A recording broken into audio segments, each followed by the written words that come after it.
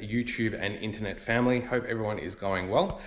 Today we are going to be doing a little bit of work on Des. This is actually a video that I had no intention of filming, but I have had a few people in the comments over the course of the last month ask me about Des. How's it going? Do I still have it? All that stuff. Yes, still have it. How's it going? Great. Probably don't drive it as much as I should. I do run a mobile mechanic business and just do personal stuff from here. And when I do the mobile mechanic business, I mainly use my Commodore station wagon, the VY wagon that I also still have. It's easier to put tools in and out the back of that rather than a lifted four-wheel drive. Today, we're actually just going to be doing the 20,000 kilometer service on this. It hasn't actually hit 20,000 Ks. It's just hit 19 last night. But I am about to go on a road trip and I'll be doing about 9,000 Ks, 8,500 Ks. So want to make sure that the car is as good as it can be. But we're also going to be doing a few other things, service-wise and maintenance-wise, just a bit of preventative maintenance. I'm pretty sure the 20,000 kilometer service is mainly just an all and all filter change of the engine and then sort of just like grease and top up fluid levels and all that stuff. But I'll basically go through and show you what we're doing. And yeah, I also did have a little incident in this car a few months back, which I will show you as well. But as far as service-wise goes, so what I basically do, I've already gone through and checked all of the tire pressures. I've also changed the cabin filter. I do apologize, I didn't film that. The cabin filter is a filter that sits in behind the glove box. If you go back through to my Des gets all wired up or something like that, I think it's called video. I've got the glove box out and you can actually see the cabin filter in there. It's just a strip of like plastic that clips off the front of the heater box. And there's just a paper filter that sits in there. So I've already changed that. Again, apologize that I didn't film that. Besides from that, we're also going to change the brake fluid on this car. It's not due for brake fluid, but I do a fair bit of towing, which gets the brakes hot, which then that heat passes onto the brake fluid, which then causes the brake fluid to lose its fluid rating. So we're going to do a brake fluid change as well. I'm just going to suck out and refill the power steering fluid. I'll explain that later. Also going to do a diesel fuel filter. When I drove the Haunted Stream Track in this car, there is that, if you haven't seen that video, please go through and watch it. When we ended up having the incident in this, this car went through several deep river crossings. So not sure if any moisture or water has ingressed into the fuel system. So again, I want to make sure that the car is as good as it can be for this road trip. So we're going to throw a diesel fuel filter in it. Anyway, a few other bits and pieces, but I'll just go through and show you what happened incident-wise. So what actually happened, I've just gone through and taken the lower covers off underneath the car. So I actually hit a wild boar, or a wild pig. So yeah, was driving at about 100 k an hour, actually hit a bird first. So I hit the bird, looked in my rearview mirror, saw that the bird had come out the back, which was fine. I must have gone underneath the car. I looked forward and the pig was literally smack bang in the middle of the car running across the road. There was no way of avoiding it. And it actually hit right here. So if you see these scuff marks, I'll just grab my light. You see these scuff marks underneath the nudge bar here. So that's actually where the pig hit. And then it just sort of like, I think it went underneath the car. I'm not really sure. After that happened, the car still drove fine. Except for the front of the car was sort of covered in blood and poo. So it was a bit of a cleanup operation afterwards, but at about 100 to 105 k an hour, the car did have a very, very, very slight vibration, which was annoying me. I actually drove the car back home, took it to my local Toyota dealership, and they couldn't fault the vibration, but I could feel it. Like I knew that something wasn't quite right. So I actually went through and checked run out on the drive shafts. So run out is you just use a ball gauge to see if there's any movement in something that's spinning. Please feel free to look it up. Passenger side drive shaft was pretty much fine, just a slight bit of run out, which they always have, but I had about 6 times the amount of run out on the driver's side drive shaft. Spinning the wheel though, it wasn't enough for you to see any bends or anything in the shaft, but what I ended up doing is getting another genuine drive shaft and swapping that over. Did that at about 10 o'clock at night. Did fix the problem, there's no more vibration, but during the process of rushing and being late, I ended up pinching the seal in here, where the drive shaft goes into the side of the differential. So pulled it all out again, genuine seal, put it all back together, drained and refilled the front differential with some fresh oil, and now she's all peaches. So that's the only thing that's really happened to it. The car is pretty much the same otherwise since you saw it last. So I'm just going to drop the car down now and show you what we're going to be doing service-wise.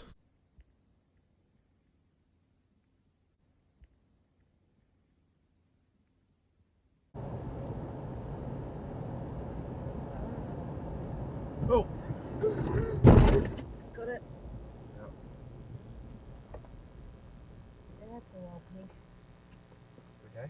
Yeah, I'm good. So basically what we're doing today, service-wise, as I said, I've already done the cabin filter. We'll pull the Psycho airbox lid off and just clean out the K&N filter.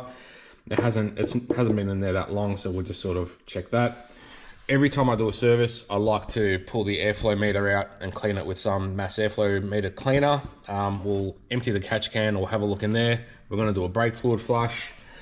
I'm also going to suck out and refill the power steering fluid. These just run Dextron 3 transmission oil. Power steering oil does dirty off over time, so every second or third service I tend to just suck it out and refill it. We'll top up the washer bottle. We'll do the diesel fuel filter, which is inside here. And then yeah, we'll do the all in all filter as well. So I think I'm going to go ahead and start by doing the brake fluid, and I will suck out the power steering oil at the same time.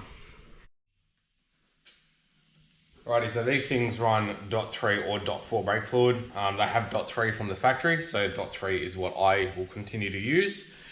I know .4 is what most people use, but Toyotas for some reason still use .3. When you take the lid off, just need to finagle this little, finagle? Sure. There's a little filter inside the brake fluid reservoir. Just looks like that. That just sort of lifts out. Sometimes it can be clipped in. So normally just give that a bit of a wipe with a rag that's got some brake cleaner on it. So then you can sort of get in there with a sucker and suck the old fluid out. And power steering fluid reservoir, just sort of, the cap just sort of comes off like that. And I just give that a little bit of a wipe too. So now we'll go through with my air powered sucker here. This is just a brake bleeder, but I use it for quite a bit of stuff. And suck out that power steering oil. Obviously 20,000 k's, it is still quite clean. A lot of you will think that a lot of what I'm doing is pointless, but feel free to not do it on your own cars if you want to. I'm all for preventative maintenance. Alright, so that's sucked out. And now make sure I give the hose a good clean, get any power steering fluid residue off there, and then we'll shove it into the reservoir. My compressor will probably kick on in a sec. I do apologise for the noise.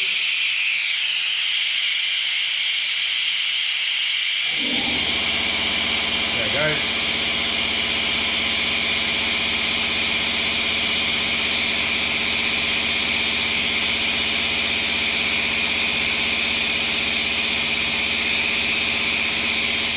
Alright, that's all out.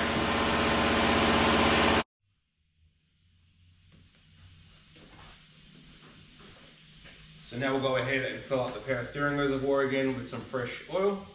This is just Dextron 3, as I said. There is a little sight marker on the side of it here so you can see when it's full. So that's pretty good there. It's actually probably a tiny bit over full.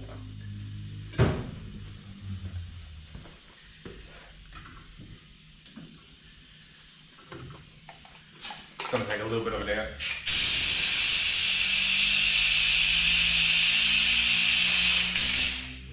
Perfect. So that's it, power steering's done. When power steering fluid gets really, really dirty, you can actually flush it by having the engine running and sort of sucking 2/3 of the reservoir out, filling it back up, turning the steering wheel left to right and just sort of doing that. With the engine running, the pump's running, so it's circulating all the oil. Because ours is quite clean, we don't need to do that. And then we can get our new brake fluid. So this is .3 Bosch. This is a clear brake fluid, sort of like the Toyota stuff, also clear. So we'll fill this right up to the brim. So we're going to go over the maximum line and go right up to the top. Because then we're going to go through and bleed it through.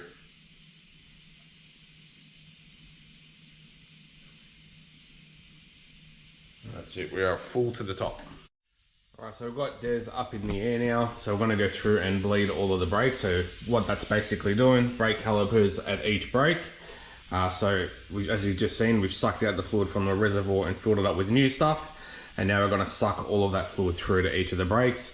You always want to start with the caliper furthest away from the master cylinder. So basically, master cylinder is on the driver's side on the firewall. So we'll go left rear, left front, right front. So that's how we're going to go through and bleed it. I normally do the 2 rears, drop the car down, check the fluid, top it up, and then go through and do the 2 fronts. So that's normally how I do it. So you've got this little rubber cap here on the bleeder nipple, so just take that off. I normally just sit it on the wheel. And then I get my spanner, these are 10mm. I will use the ring to just crack the bleeder open and just sort of very lightly shut it again. Stick the sucker hose on there. This is a bit tricky to do with one hand. And I give it a few turns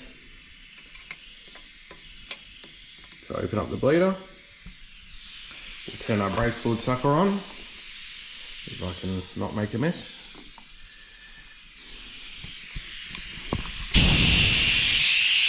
So lock that on, and that's sucking the new fluid through. I don't know if you can see that.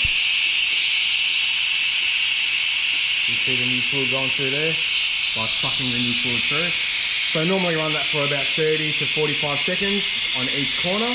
I normally do the rears a bit longer than the front because it's got further for the fluid to travel. But yeah, we'll go through and do all of that and we'll get on to the next thing. Alright, so as you can see now, the fluid level has dropped considerably in the brake fluid reservoir. So I did drop the thing down and top it up after I bled the rear brakes, so that's just after bleeding the front. So what we're going to go through and do now is grab a little fluid filter, stick that back in there, clip it in.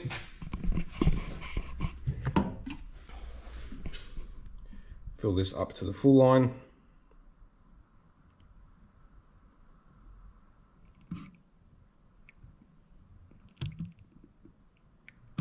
And that's it. Brake fluid is finished. All right, next job on the to-do list is we're going to go through and change the fuel filter. So this is the fuel filter housing assembly here. This is the whole unit, and there is a cartridge filter that sits inside here. When they go dirty, the filter element starts to go black, and the blacker it is, the dirtier it is. So we'll have a look at it when we get it all out. Be interesting to see. So there are a few wires that connect to this, a couple of electrical connectors, as well as there are 4 hoses. So we need to go through and undo all of these clamps. And then this whole unit comes out. It just mounts to this bracket here. So this just sort of lifts out and the whole unit comes out as one assembly.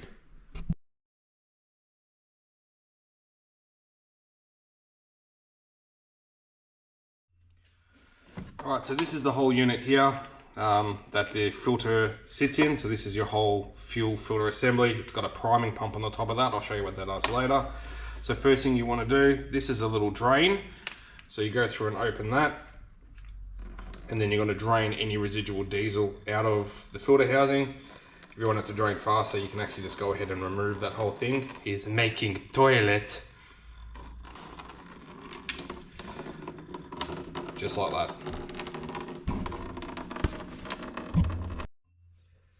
So I've just, now that that's drained out, I've just put that bung back in. This is actually like a big retaining ring here. So this basically unscrews and then the whole lid will come off. So we just give that a bit of a squeeze. That whole thing turns. So we'll just unscrew that down till that's all the way down. And then this whole lid will come off. Just like that. And then this here is our filter element. So that's it there. So I said earlier when they start going black, that's when they're dirty. You know, I've seen these where they are really black the whole way around the filter. I just wanted to change it for peace of mind. And just for a comparison, here is a new filter. So that's what they look like side by side. So basically we'll go through, we'll get rid of this guy. I'm just going to clean out inside here with a bit of brake cleaner. There is a new O-ring that goes on here. That's for the sealing lid. And we'll go through, do that, put it all back together, get it back in the car, and I'll show you what we're doing. All right, so the filter housing's all back in. Everything's connected with the exception of this hose. This hose, or that hose there, it's just tucked up under the engine cover, goes under here. So that is the fuel outlet that goes to the motor. Now what you need to do is you need to get all of the air out of the system first on a diesel. If you just put this back together and try and start the car will not start. You can also damage injectors if you try and pump air through them. So yeah, you need to get all of the air out of the system first. How you do that is you connect all of the hoses, especially the one that goes from the tank to the filter assembly. Leave this one off, and then you've got this plunger on top. So you just keep pressing that plunger, and eventually diesel will come out of here. So you'll feel it pumping air first, and then it'll start to go hard. And that's when fuel's going through. To avoid making a mess, I just get a little bottle and put it underneath there.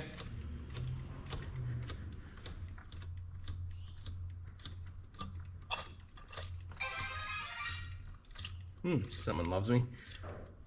All right, and there we go. I can hear it coming through now. So I normally just give it about half a dozen more pumps once it starts coming through. And then I'll sit that line back on, that hose. Pop the clamp on, and then just give it a few more pumps, and you'll actually feel the plunger will go quite hard. And that's it. Fuel filter's done, and that's all ready to start.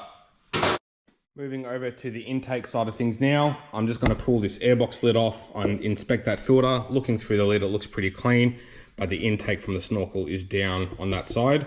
So I just want to check that. Going to pull the airflow meter out, which is just these two screws and the electrical connector. Just squirt that out with a bit of mass airflow meter cleaner. They can build up a bit of gunk on them, especially if you're running a K&N filter or any type of oiled filter. You can get oil residue on the elements on that, so it's good to clean them out. And then the catch can as well. So we'll just go through and open that up and clean out any oil residue that's in there. Alrighty, so we've got the filter out and it's actually fine. There was just a little bit of, this is sort of the area here, you can see just a little bit darker. That's sort of around the area where the snorkel goes. There was just a few bugs and stuff ingressed in the bits of mesh, so I've just knocked them out, so that's fine to go back together. I'll just wipe out inside the airbox and all that. As you saw, I did the airflow meter, took that out and cleaned it, put it back in. But what's interesting is inside the oil catch can. So I know a lot of people hate on putting oil catch cans on these and they say that they're pointless. I am a fan of doing it. You make your own assessment. But looking inside there, if I just shake the car, you can see there is a bit of a puddle of oil inside there. You know, it's not much, it's maybe 20 mils, 15 or 20 mils, but I'd rather it go into a catch can than get sucked back through the intake. So we're going to go through and clean that out. I've already cleaned the metal gauze filter that sits in there, which is this. So just cleaned that out with some brake clean and dried that, so that's all good to go. So anyway, we'll just clean out inside the catch can. We'll put all this back together and we'll move on to the next. Sweet, that's all back together now. So all good. So now what we're going to do now is, last but not least, we're going to change the oil. So oil and oil filter, that's all that's left. Again, genuine filter, and we're going to use genuine oil. This car's actually been sitting here for a few hours now, so I'm just going to start it up just to make sure everything's all running right now that we've put everything back together. Just get a little bit of heat into the motor and then we'll go through and dump the oil. It's always good to get a little bit of warmth into the motor before you drain oil. It just thins it out, get all the crap out.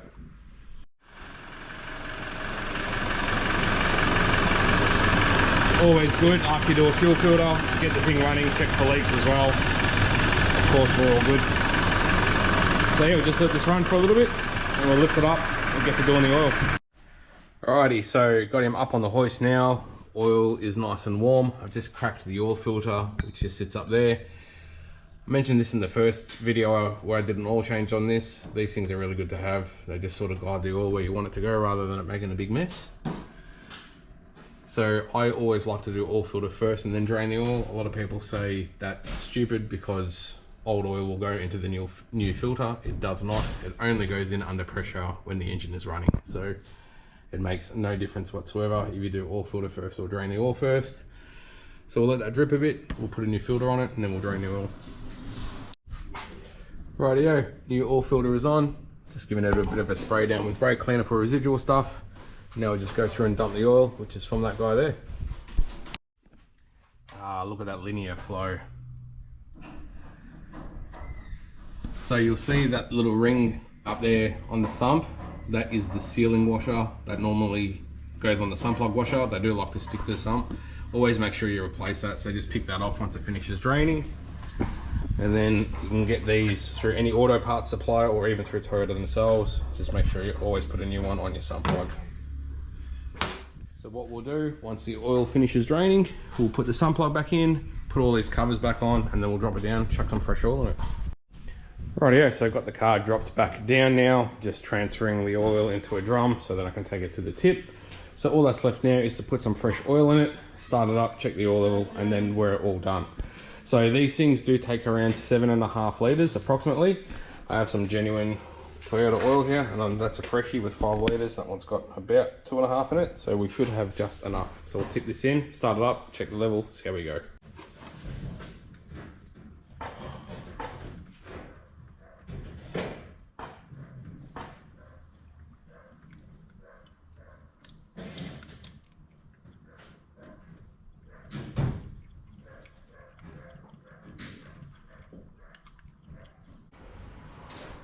Alrighty, so we've filled it up with oil, put 7.5 litres in it. We've started the car, let it run for about 30 seconds, shut it off, and I normally let them sit for 30 seconds to a minute. So we're just gonna go through and check the oil level now. Give it a dunk, and we're actually bang on the full mark. I don't know if you can see that. So you've got 2 dots here. That's the minimum mark, that's the maximum mark. It's normally about 1 litre of oil between minimum and maximum, and we're just on that slightly over that full mark, so that's perfect.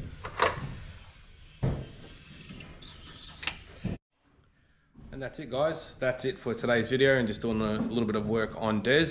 I know that a lot of what we did is probably unnecessary for the 20,000 kilometer service, but as I said, I just want peace of mind knowing that we're going to go away and have trouble-free motoring. We probably still would have, but anyway, I just wanted to do it, and it's done. So thank you always for watching. I hope that this was a little bit informative for you.